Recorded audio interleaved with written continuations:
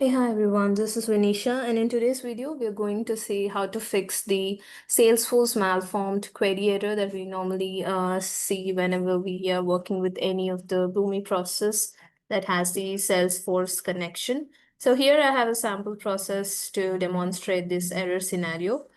So I'm using a Salesforce connection and trying to query some records from the account object based on a specific filter criteria. So I want to query the records based on the type filter and another filter. So when I'm trying to execute this process,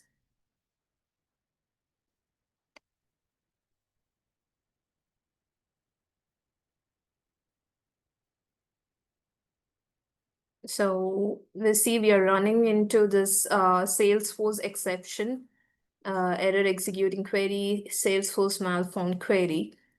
And it says the error is at where type is equal to prospect, and then it is throwing an error, right? So in this scenario, what we have to check is firstly go to the Salesforce operation and try to inspect if you have set up the right filters and selected the appropriate fields. So here I want to filter the records based on the type criteria. So type field is already selected, and for this expression it was left blank, so I need to correct this and select the appropriate field, based on what I want to filter. So I'm looking to filter on this specific field, which is active.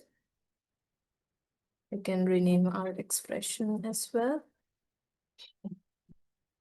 So once this is done, save this operation. So here we have configured two filters, type and active, right?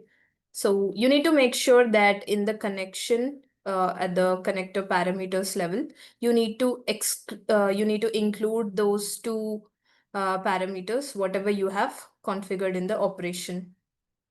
Even if the fields are inconsistent. So let's say you have configured two fields in the operation, but here you have only configured one specific filter, even that will give you the error. So here I will select the second field and supply my input value.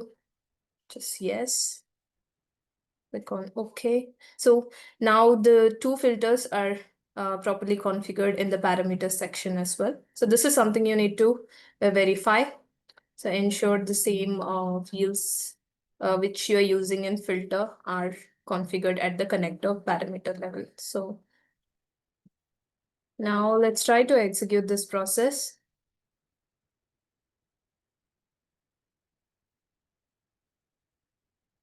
So this filter criteria, it will just give me the records based on type, which are prospect, and with that of active status. So now the error is gone and we have received two records. So here you can see the type is prospect and active filter yes. So yeah, this is how you need to resolve the errors. I hope this information helps, and thank you for watching.